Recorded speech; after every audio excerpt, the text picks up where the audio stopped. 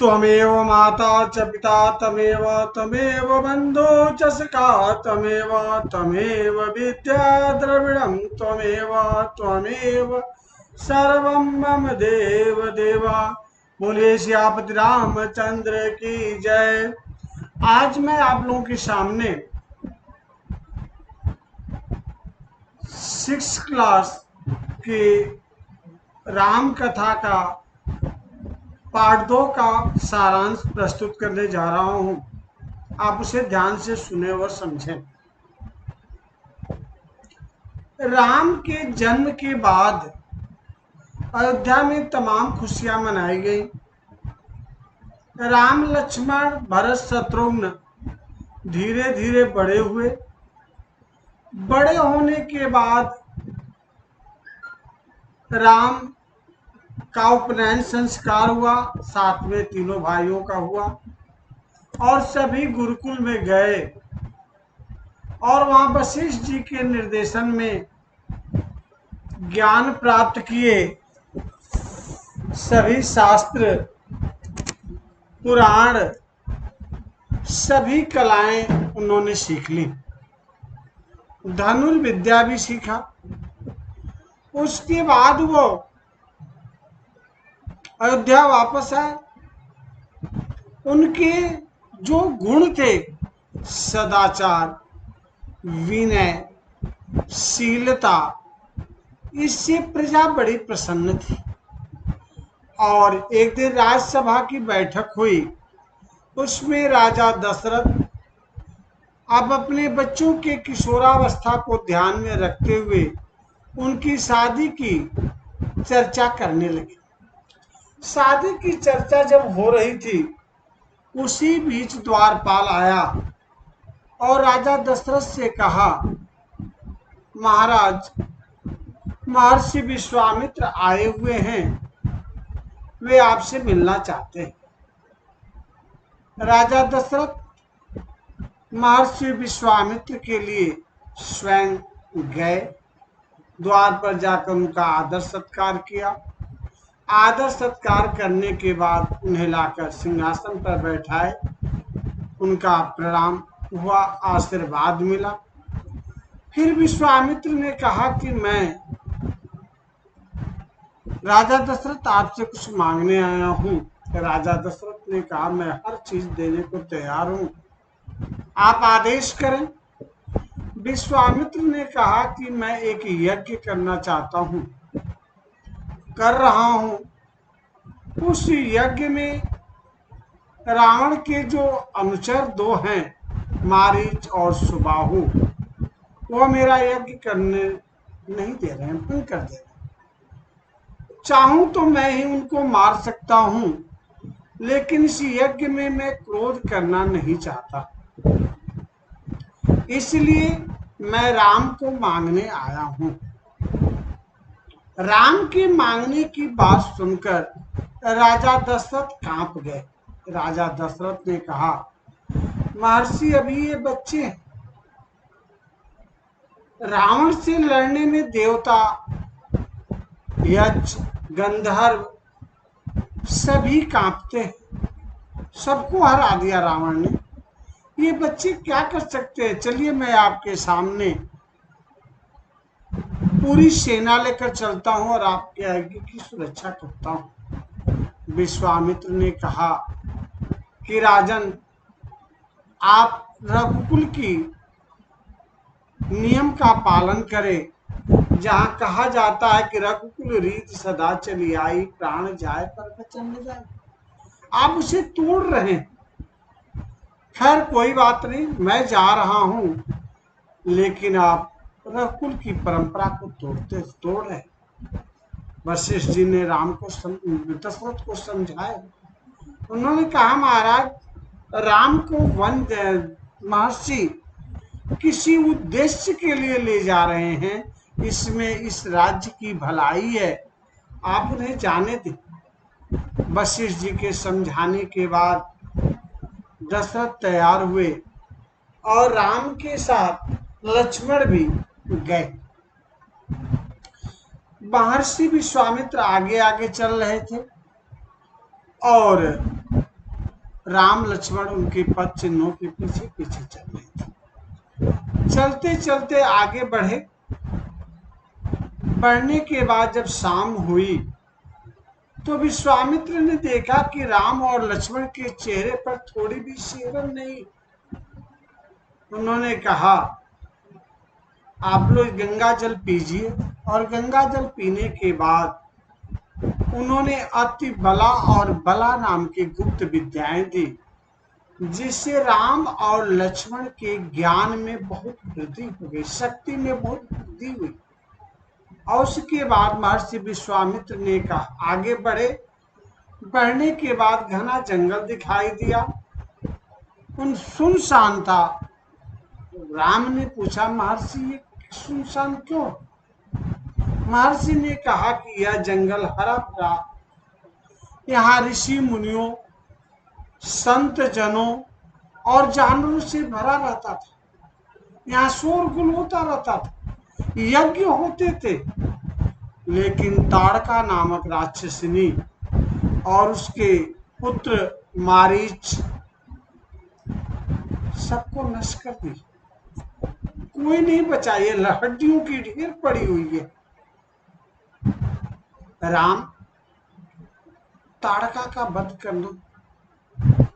ताड़का को स्त्री जानकर मत छोड़ना, क्योंकि धर्म अधर्म के रास्ते पर चलने वाले सभी पापी होते हैं, चाहे वो स्त्री हो या पुरुष। उन्हें जब आप समाप्त करेंगे तभी धर्म की स्थापना होगी, इसलिए आपको उन्हें मारना ही पड़ेगा। राम ने अपने धनुष की टंकार की और धनुष की टंकार के बाद ताड़का उधर से गरजती तड़पती, आकाश में जैसे बादल कड़कता है वैसे ताड़का कड़कती हुई चली और पत्थरों से राम के ऊपर आक्रमण करने लगी। राम ने उसे बाणों से जवाब दिया। उसके बाद वह राम को खाने के लिए दौड़ी। राम ने तीक्ष्ण बाण मारे और उसके हृदय चीरते हुए बाण चले गए। ताड़का मर गई। ताड़का के मरने के बाद सभी लोग बड़े प्रसन्नचित्त हुए। ऋषि ने राम को दिव्यास्त्र दिए, अनेक अस्त्र शस्त्र दिए और उसके बाद अपने आश्रम सिद्ध आश्रम में ले गए। सारे ऋषि मुनि जन इनका स्वागत किए और स्वागत करने के बाद यज्ञ की शुरुआत हुई। राम लक्ष्मण धनुष बाण लिए यज्ञ की सुरक्षा में लगे हुए थे। छठे दिन मारीच और सुबाहु बड़ी सेना लेकर यज्ञ को ध्वंस करने के लिए पहुंचे। राम ने आग्नेय अस्त्र से सुबाहु को मारा और मानव अस्त्र से उन्होंने मारीच को ऐसा मारा कि वह अचेत होकर जाकर दक्षिण दिशा में गिरा और जाकर समुद्र के किनारे रहने लगा।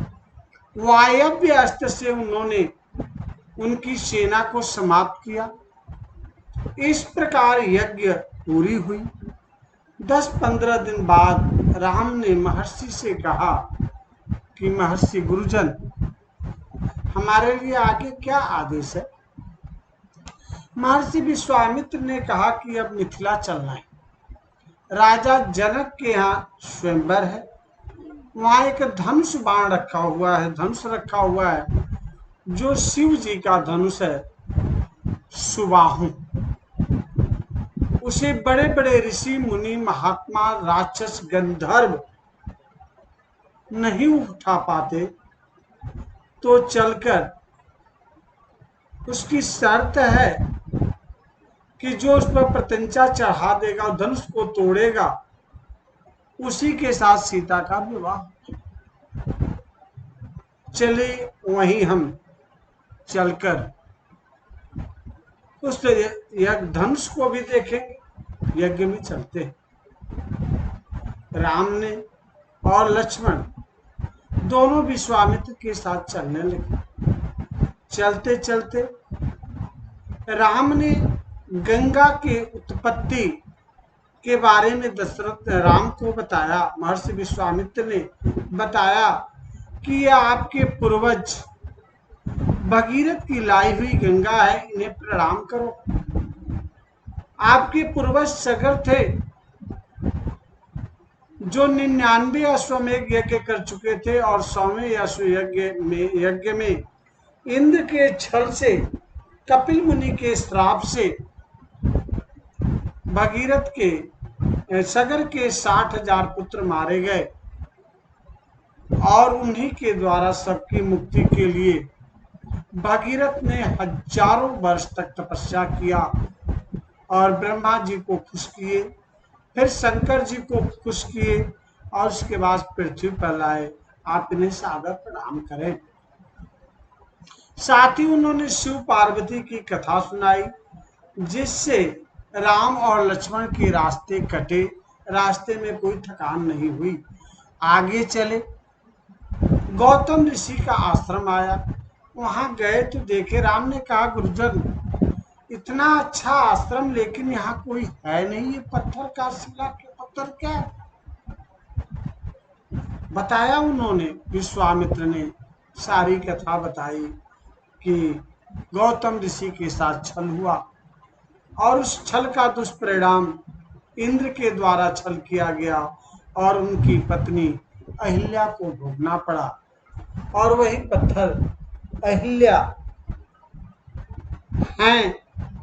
कहीं कहीं कथा मिलती है कि राम ने उनको चरण स्पर्श किया तो उनका उद्धार हुआ, लेकिन वास्तव में वाल्मीकि रामायण में या जगत गुरु हमारे मठाधीश्वर मंडलेश्वर के आधार पर यह कहा जाता है कि राम कभी स्त्री को पैर नहीं लगा सकते। उनके पैर की चरण रज उस पत्थर पर पड़े और उस पत्थर से अहिल्या का उद्धार हुआ। समाज में लोगों ने गौतम जी को गलत कहा कि गौतम जी ने पत्नी को बिना गलती जाने उन्होंने श्राप दे दिया, यह स्त्री जात के साथ अन्याय। लेकिन जब अहिल्या का उद्धार हुआ तो अहिल्या ने स्पष्ट रूप से अपने पति का योगदान मानी कि यदि आज वो श्राप नहीं दिए होते तो भगवान आपका दर्शन मुझे नहीं होता और मेरा उद्धार नहीं होता। मैं पंचकन्या में नहीं गिनी जाती। जिस पंचकन्या तारा, अहिल्या, कुंती, मंदोदरी, द्रौपदी, जिनका प्रातः और शाम स्मरण करने पर 7 जन्मों के पाप धुल जाते हैं, वह अहिल्या बन गई राम के चरण रज के पाने से। इस प्रकार से अहिल्या गौतम ऋषि के लोक में चली गई, उनका उद्धार हो गया। ऐसी है भक्ति, ऐसे है गुरुजनों महर्षियों के वाणी में तप, जिनके कारण उन लोगों का उद्धार हो जाता है। राम वहां से चले, महर्षि के साथ जनकपुर गए। जनकपुर में जब जनक ने देखा, सुना कि महर्षि विश्वामित्र आए हैं, साक्षात वे स्वयं आकर उनकी सेवा किए लगे, उनका आदर सत्कार किए, प्रणाम किए। लेकिन उनकी नजरें जब राम और लक्ष्मण पर पड़ी तो उनसे हटी नहीं, वो मंत्रमुग्ध हो गए। और मंत्रमुग्ध होने के बाद उन्होंने महर्षि से पूछा, महर्षि ये दोनों कौन है? ये तो किसी राजवंश से लगते हैं। महर्षि ने कहा कि ये राजवंश के ही हैं, अयोध्या के राजकुमार हैं, ये राजा दशरथ के बड़े पुत्र राम और ये लक्ष्मण। फिर उनकी सेवा सत्कार किया गया, यज्ञ में के अतिथि में रखा गया विश्वामित्र को। राजा जनक के यहाँ यह परंपरा थी कि कोई भी पुण्य काम होता था, धर्म का कार्य होता था, तो उसमें देवी गौरी की पूजा की जाती थी और सीता गौरी की पूजा के लिए गई। जब गौरी की पूजा के लिए गई, उसी समय यह तो सर्वसिद्ध है कि भगवान राम विष्णु के अवतार हैं और सीता जी लक्ष्मी जी की अवतार हैं। दोनों का ही विवाह होना था, लेकिन यह एक परंपरा, ये मानव रूप धारण करके समाज को दिखाना था कि हमें भी कष्ट हुआ, हमने भी सारे संस्कार निभाए। माता पिता के साथ कैसे रहना चाहिए, गुरु के साथ कैसे रहना चाहिए, बड़ों का आदर कैसे करना चाहिए, यह समाज में एक मार्ग, समाज का मार्गदर्शन उद्धार करने के लिए राम इस पृथ्वी पर अवतरित हुए थे। राम और लक्ष्मण गुरु जी के लिए फूल तोड़ने गए और फुलवारी की घटना आती है। सीता मैया गौरी जी की देखती हैं राम को और गौरी जी के पूजन के लिए जाती हैं।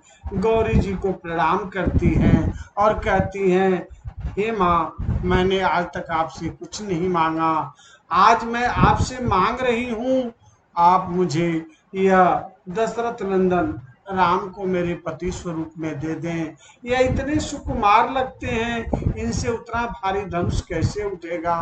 और इस प्रकार से माँ गौरी का आशीर्वाद मिलता है, फूल सीता के हाथों में आ गिरता है। सीता जी सहेलियों के कहने पर राम की तरफ नजर करती हैं और वर्णन आता है, भगवान ने मुझे राग नहीं दिया है कि फुलवारी का यह वर्णन है। राम ने देखे सिया को, सिया राम को, जब अखिया लड़ी की लड़ी रह गई, और वे दोनों एक दूसरे में मुग्ध हो गए, अंतर ध्यान हो गए, वे अपने जीवन के उद्देश्य को भूल गए।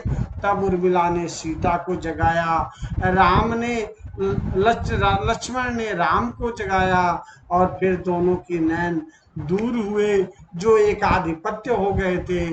और इस प्रकार से दोनों वापस आए, जानकी अपने राजमहल गई, राम यहाँ आए।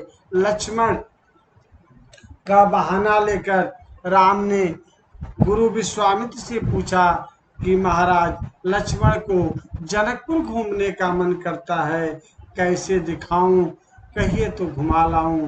तो वही कहे कि लक्ष्मण, देखो, मैं आगे की कथा में राम लक्ष्मण घूमने जाते हैं।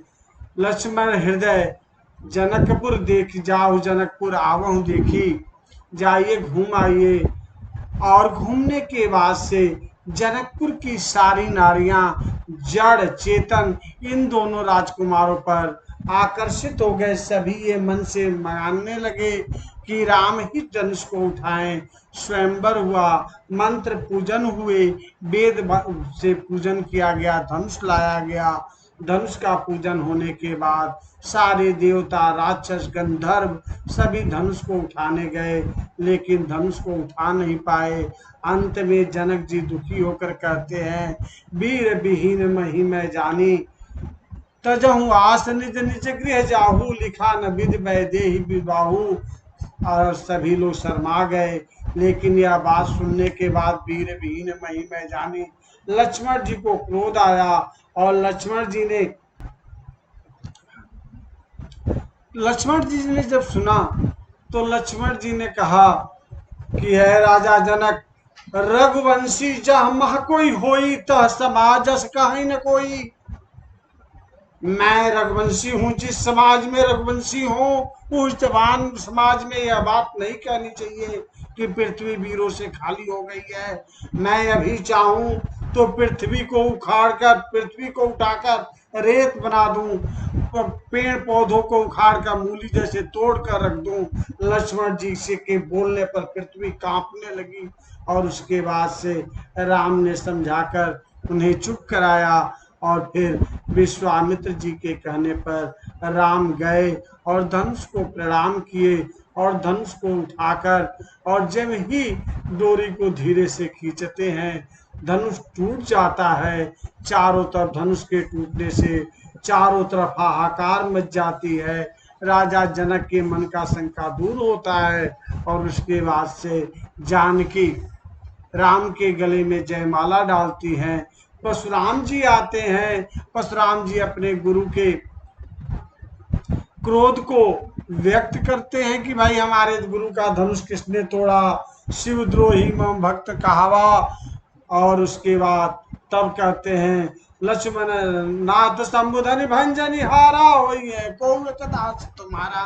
राम जी कहते हैं और दोनों में लक्ष्मण और परशुराम जी में संवाद होता है। लक्ष्मण जी अपने बात को आते हैं, परशुराम जी अपनी शक्ति का प्रचार करते हैं और दोनों के संवादों का वर्णन बड़ा विचित्र है। लेकिन ये छोटे बच्चे हैं, इनको समझाना उतना, जितनी गिलास में पानी आनी चाहिए उतना ही देना उचित है। इस प्रकार से हम इस संवाद को यही बंद करते हैं और आगे बढ़ाते हुए राजा अंत में परशुराम का जब क्रोध शांत नहीं होता है तो विश्वामित्र ने कहा कि राम रमापति कर धन लेहू अखय चहि चाप मिटे संदेहू।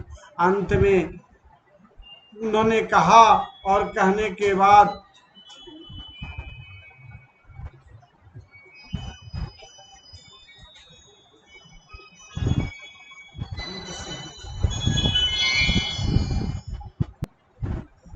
परशुराम जी ने धनुष दिया और राम ने उस पर प्रत्यंचा चढ़ाई, बाण चढ़ाया और बाण चढ़ाने के बाद परशुराम जी का सारा क्रोध, अहंकार समाप्त हो गया। और अहंकार की जहां तक बातें आती हैं, जब व्यक्ति के अंदर अहंकार होता है तो दूसरे को नहीं समझता। परशुराम जी को अहंकार हुआ, साक्षात विष्णु स्वरूप श्री राम बैठे हुए थे, वह बार बार समझा रहे थे लेकिन उन्हें कुछ भी नहीं दिखाई दे रहा था। अहंकार मनुष्य को अंधा कर देता है। अहंकार कैसे समाप्त होता है?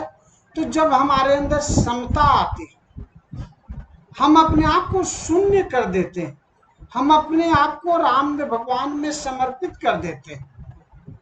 हम कुछ नहीं, जो कुछ है भगवान, जो कुछ किया भगवान ने किया। बिनु हरि कृपा तीन नहीं डोले, बिना भगवान के इच्छा के तिनका नहीं हिल सकता। तो हम कौन होते कुछ करने वाले? जब मैं था तब हरि नहीं, जब मेरे अंदर अहंकार था तो भगवान का वास नहीं था। और भगवान है, आत्मा है तो भगवान है, और जब भगवान है तो अहंकार कहाँ है? तो जब व्यक्ति अपने अंदर शून्यता का भाव पाता है, समर्पण का भाव पाता है, आत्मोत्सर्ग का भाव पाता है, श्रद्धा रूपी भक्ति का भाव को तैयार करता है, तो उसके अंदर से अहंकार समाप्त हो जाते हैं। इस प्रकार से अहंकार की समाप्ति हमें श्रद्धा, भक्ति और त्याग के द्वारा प्राप्त होती है। परशुराम जी को ऐसे ही प्राप्ति हुई। और परशुराम जी तब रामचंद्र जी ने पूछा, महाराज ये बाण मैं कहाँ चढ़ाऊं? जो बाण चढ़ा लेता हूं वह उतारता नहीं हूं। इस प्रकार से भगवान ने जब पूछा, परशुराम जी कहे मेरे अहंकार रूपी स्थान पर बाण को चलाइए। और भगवान ने चलाया, परशुराम जी का सारा अहंकार समाप्त हो गया। और इस प्रकार से राजा जनक ने जब गुरु जी को देखा परशुराम जी चले गए तो उन्होंने महर्षि से कहा, महाराज अब हमें आदेश दीजिए कि अनुमति दीजिए कि मैं राजा दशरथ के यहाँ संदेशा भेजूं, वो बारात लेकर आए और विवाह हो। अनुमति दिए, संदेशा गया, राजा जनक सुने, बड़ी खुशी हुई। वहां से बारात चली। बारात आने के बाद राजा जनक ने बहुत अच्छा स्वागत किया और विवाह वैदिक मंत्र से विवाह हुआ। विवाह के समय राजा जनक ने कहा, महाराज मेरी दो पुत्रियां हैं, सीता और उर्मिला, तथा मेरे भाई कुशध्वज की दो पुत्रियां हैं, मांडवी और श्रुतकीर्ति। आपके चारों पुत्रों से विवाह हो जाए तो मेरे लिए बड़ी खुशी की बात होगी। वह बारात जिसमें भोले शंकर, ब्रह्मा जी भी आए हुए थे और पार्वती और सरस्वती भी आई हुई थी, विष्णु और लक्ष्मी के विवाह में विवाह हुआ। 2 महीने तक बारात टिकी थी। राजा दशरथ ने चांदी के थाली में खाना खिलाया था और ऐसी सेवा संसार में किसी भी बारात की नहीं हुई थी, जिसमें राजा जनक ने अपने हर समय के नाश्ते और भोजन में अलग अलग सामग्री परोसी थी। और इस प्रकार राम की बारात लौटी। सीता इतनी सुकोमल थी, जगत गुरु ने बताया है, जो कि जब उत्तरी अयोध्या में कौशल्या जब लेकर चलने लगी तो उनके पसीने आने लगे, तो कौशल्या ने खुद अपनी गोदी में सीता जी को ले कर गई थी। इस प्रकार राम चारों भाइयों की विवाह हुआ, वे अयोध्या वापस आई। यह हमारे बच्चों को ज्ञान तो पाठ 2 का सारांश है। बच्चे समझें, बाकी जो भी सुने उन्हें भक्ति भाव प्रदान हो। इन्हीं शब्दों के साथ मैं इस पाठ का सारांश समाप्त करता हूँ। आप सभी से मेरा आग्रह है कि मेरा नारायण स्टडी पॉइंट जो अध्ययन, अध्यापन और भक्ति भाव के द्वारा जुड़ा हुआ है, आप इसे स्वीकार करें और इसे सब्सक्राइब करते हुए शेयर करें अपने दोस्तों में, अपने परिवार संबंधियों में, जिसके द्वारा इसका ज्ञान प्रसार हो सके। और चंद क्षणों में 2-4 पंक्तियां मैं देना चाहता हूं इस सावन महीने के लिए, जिसे आप सुने कि इस सावन महीने में शिव जी को क्या क्या चढ़ाने पर क्या क्या होता है और किस प्रकार से इस सावन मास में शिवलिंग पर दूध अर्पित करने से आरोग्य की प्राप्ति होती है।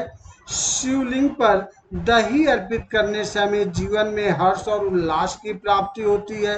शिवलिंग पर शहद चढ़ाने से रूप और सौंदर्य की प्राप्ति होती है। वाणी में मिठास रहती है, समाज में लोकप्रियता बढ़ती है। शिवलिंग पर घी चढ़ाने से हमें तेज की प्राप्ति होती है। शिवलिंग पर शक्कर चढ़ाने से सुख, समृद्धि और ऐश्वर्य की प्राप्ति होती है। शिवलिंग पर इत्र चढ़ाने से धर्म की प्राप्ति होती है। शिवलिंग पर सुगंधित तेल चढ़ाने से धन धान्य की वृद्धि होती है। जीवन में सभी भौतिक सुखों की प्राप्ति होती है। शिवलिंग पर चंदन चढ़ाने से समाज में यश और मान सम्मान की प्राप्ति होती है। शिवलिंग पर केसर अर्पित करने से दाम्पत्य जीवन में जीवन सुखमय होता है। विवाह में आने वाली समस्त अड़चनें दूर होती हैं। मनचाहा जीवन साथी की प्राप्ति होती है। विवाह के योग्य सिर शीघ्र बनते हैं। शिवलिंग पर आंवला या आंवले का रस चढ़ाने से दीर्घ आयु की प्राप्ति होती है। शिवलिंग पर गन्ने का रस चढ़ाने से समस्त पारिवारिक सुखों की प्राप्ति होती है। परिवार के सदस्यों के मध्य प्रेम बना रहता है। शिवलिंग पर गेहूं चढ़ाने से वंश में वृद्धि होती है। योग्य संतान की प्राप्ति होती है। संतान आज्ञाकारी होता है। शिवलिंग पर चावल चढ़ाने से धन और सुख समृद्धि की प्राप्ति होती है। शिवलिंग पर तिल चढ़ाने से पापों समस्त रोगों का नाश होता है। शिवलिंग पर जौ अर्पित करने से सांसारिक सुख की प्राप्ति होती है। भगवान भोलेनाथ की बेलपत्र से पूजा करने पर सभी संकट दूर होते हैं। इस प्रकार से आप सभी का इस सावन मास में भोले शंकर का आशीर्वाद मिलता रहे, मर्यादा पुरुषोत्तम श्री राम का आशीर्वाद मिलता रहे। इन्हीं शब्दों के साथ मैं अपनी इस भक्ति में आध्यात्मिक का पाठ का समाप्त करता हूँ। बोलिए सियापति रामचंद्र की जय, आदिदेव महादेव की जय। सभी लोगों का कल्याण हो, सभी सुखी रहें, आनंदित रहें, प्रसन्नचित रहें। जय श्री राम।